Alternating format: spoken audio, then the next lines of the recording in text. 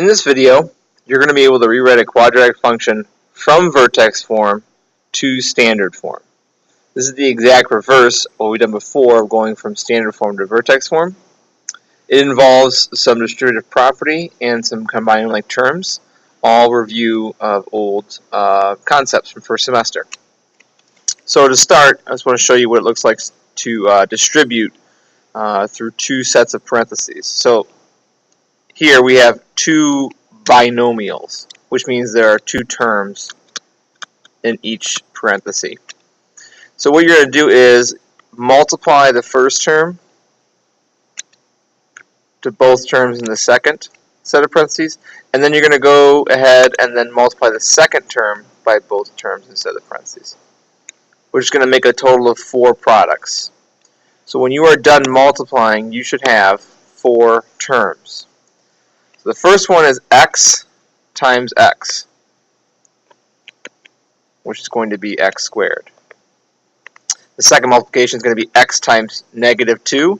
It's going to be negative 2x. Now on to the second set. 4 times x is a positive 4x. And then 4 times negative 2 is a negative 8. So do you see now how we have 4 terms? 1, 2, 3, 4. There's 4 terms there. Now 2 of them are like terms. This one and this one. So I can further simplify and do x squared, and negative 2x plus 4x is going to be a positive 2x minus 8. And that's how you distribute through 2 sets of parentheses. Not just 1 term, but 2. So we're going to use that skill in order to rewrite each of these vertex form quadratics into standard form quadratics. So just to refresh your memory, standard form looks like this.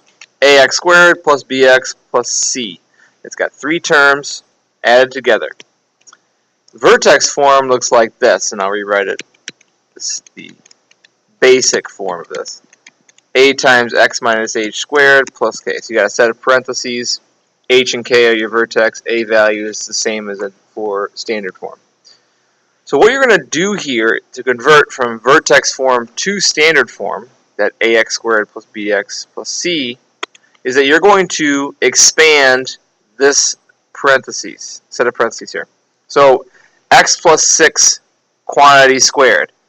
What that actually means, the power of 2, is that you have 2 x plus 6's multiplied together. So what this entire thing means is that you have 2 x plus 6's. That's what the power of 2 means. You repeat it twice. We just talked about how to distribute with 2 sets of binomials. So you're going to do x times x, and that'll give you x squared. X times 6 is going to be 6x. Move on to your second term. 6 times x is going to be 6x. And lastly, 6 times 6 is going to be 36. Bring down your minus 3. So this, so far, has turned into just this piece here. Okay? So keep track of that. Now to finalize this, you're going to look at any like terms that can be combined together. So we have 6x and 6x, and we have 36 and negative 3. So we're going to bring those together. X squared. 6x plus 6x is 12x. 36 minus 3 is 33. Now our quadratic is in standard form.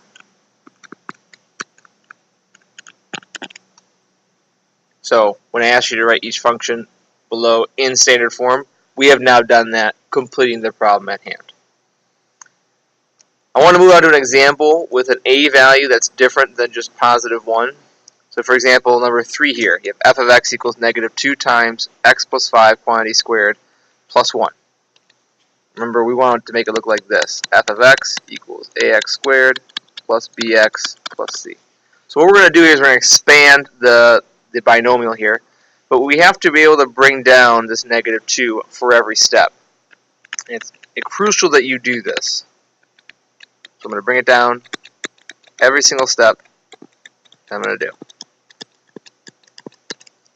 So this is review of the first problem. X plus 5 squared turns into x plus 5 times x plus 5. I'm going to distribute. This part's going to change slightly because you have that negative 2 multiplying this entire thing. We're going to keep the negative 2 on the outside for right now. So I'm going to keep the negative 2 here, and then we're going to do the rest of the multiplication inside here. So x times x, the first one, x squared. X times 5, 5x. 5 times x, 5x. And 5 times 5 is 25. Close your set of parentheses. Bring down plus 1. I'm going to highlight this again to show you that this is the same exact thing as I've highlighted previously. These are all equivalent. It is crucial that you rewrite everything as you see it to keep things neat, precise, so you're able to distribute appropriately. I have like terms inside the parentheses, so I'm going to rewrite this again. It's going to be x squared plus 10x plus 25 plus 1. So I'm going to highlight this again to show you the same thing again. Now I'm going to distribute the negative 2 to all 3 terms.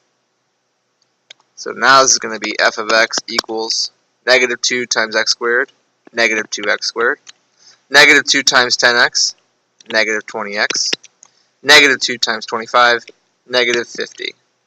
And then bring down your plus 1. Lastly, you have one more like term to combine.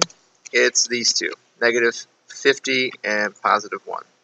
So negative 2x squared minus 20x, and negative 50 plus 1 is negative 49. Now, you have rewritten it in standard form. It looks the same as standard form, so you have completed the problem.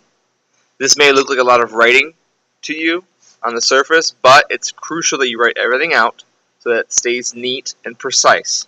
Anytime that people try and skip steps or do things in their head, that's where the mistakes start to happen. So try and avoid that by just writing everything out for every problem. So the goal of the video was to convert a quadratic function in vertex form to standard form, and we did that twice. One where a was positive 1, and one where a was something else besides positive 1. On these set of notes, 1 and 3 look different, but you essentially do the same thing with distributive property. 2 is going to be very similar to 1, and 4 is going to be very similar to 3.